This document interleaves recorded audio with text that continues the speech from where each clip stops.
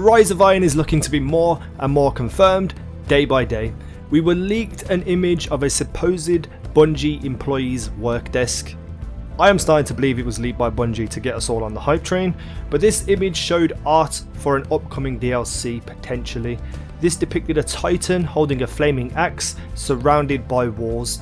This titan may or may not be Lord Saladin, and the internet has been awash with rumour and speculation. But what do we actually know about this potential new story? Well, not much.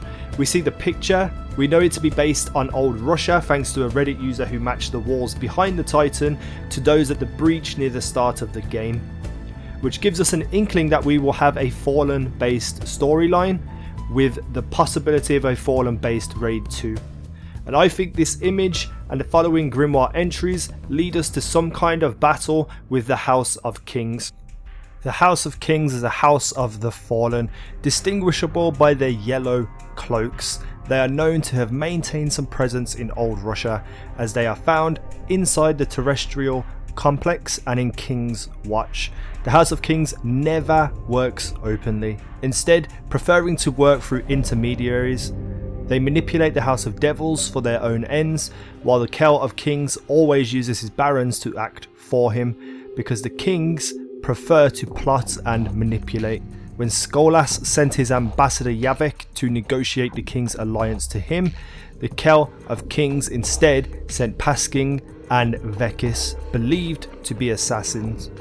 The Kell of Kings is the mysterious Kell of the fallen House of Kings. The Kell of Kings was actually responsible for the Battle of the Twilight Gap, manipulating the House of Devils, the House of Winter and the House of Wolves into an alliance to attack the city and reclaim the Great Machine.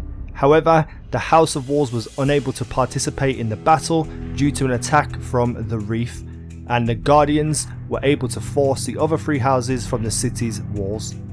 The House of Wolves would have joined the battle had they not been caught off guard by the Reef. The ultimate goal for the Fallen was to capture the Traveller. The city responded by organising a force of Guardians under Vanguard Commander Saladin Forge. Now, the story most apparent with the House of Kings is that of the Battle of Twilight Gap. The third major battle to take place around the city, the Battle of the Twilight Gap, marked a moment of significant change in Guardian and consensus behaviour and objectives. The Battle of the Twilight Gap saw the fallen houses unite and siege the walls of the city, where they were fended off by all available Guardians. The battle saw the city's gun positions duel with hundreds of Walker tanks. Titans kill Fallen upon the walls and Fallen kill Titans upon the walls. The Warlocks combined their magics to try and break the Fallen. The city's Guardians were weary after their defeats at six fronts and at the hands of Crota's armies, and were unprepared for this attack. And so many of the Guardians who gave their lives defending the city were newly revived with minimal training. The defence was led by Lord Saladin Forge, the creator of the Iron Banner, and his proteges Zavala and Shax. The battle was brutal, and eventually parts of the city were overrun by combined might of the Fallen. Zavala and Saladin gave the order for their Titans to hold their ground, and that is always the final order amongst Titans. Shax, however, seized the opportunity and led a counter-attack against the Fallen, who had managed to creep inside the walls. Shax fought with his squadron of battle frames eventually and drove the Fallen out to retreat back to whatever hole they had crawled from. Shax's disobedience will forever strain his relationship with his former mentor, Saladin. With Lord Saladin being the main focus of this battle, maybe we will see the manipulative King of the Kells form some kind of attack on Saladin for the revenge of the Battle of Twilight Gap, which he orchestrated. The man in the image is an Iron Lord, and more than likely will be Lord Saladin. But there is one other person I want to talk about in a speculative manner: Rezyl Azzir, the first Guardian. Rezyl Azzir was a man. In his time would be called Titan, mountains of muscle and might and metal. His colour was fur and teeth, his person clad in an ornate, gold-etched plating, trophies upon his shoulders. This was before the city was the city. This is before the walls, still in the shadow of the fragile giant above. Salvation seekers came, survivors, weary remnants of a people on the brink. These were the days before reason took hold, before study was merged with belief. The giant was looked to as one would a god. Maybe it still is. Factions grew from the huddled masses, like minds coming together to provide support, comfort. Over time, these loyalties demanded loyalty. Differences that used to inform, viewpoints that when joined granted a larger understanding of the whole, became points of conflict. The sanctuary became divided, the shadow of light grew darker, this, humanity's last oasis, slowly fading to a mirage. Great powerful men and women, the risen, stood at the faction sides, protection, enforcers, misused, possibility. Misery crept into this false paradise, yet hope lingered.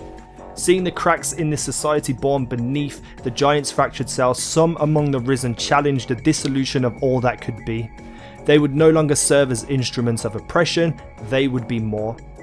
Thus began an unnecessary war made necessary by greed, ambition, fear. And in the chaos of this struggle came the scavengers, aliens with appetites, a common enemy.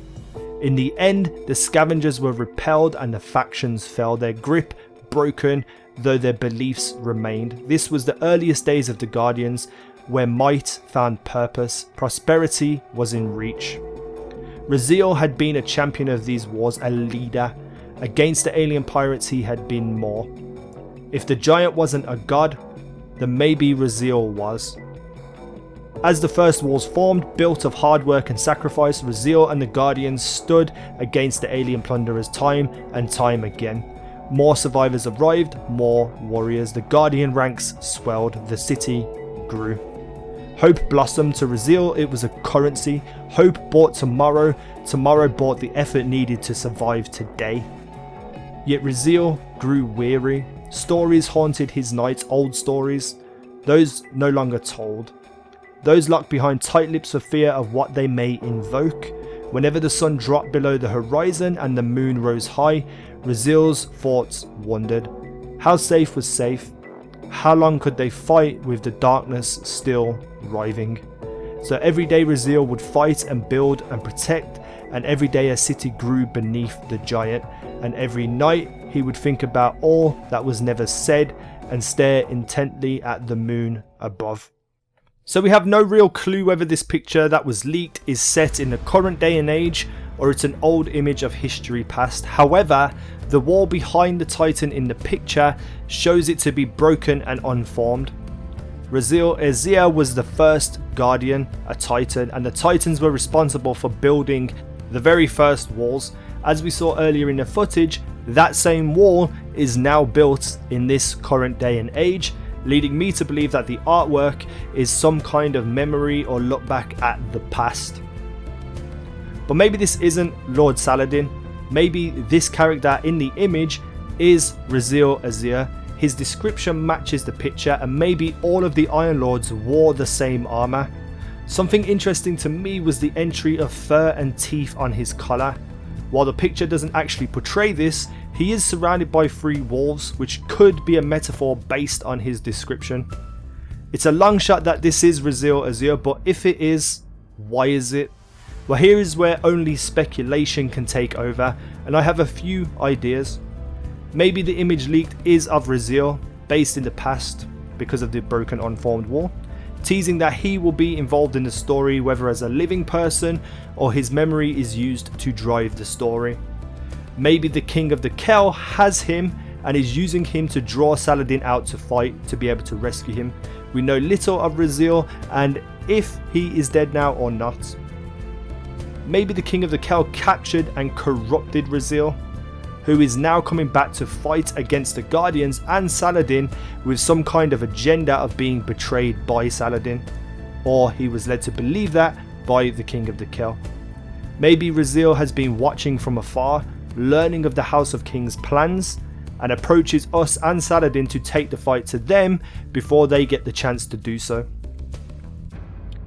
It's a long shot, but as Rezyl's grimoire only recently showed up and there is little known of him, and the fact that he is an interesting character, I think including him in some way, shape or form would do great for the story.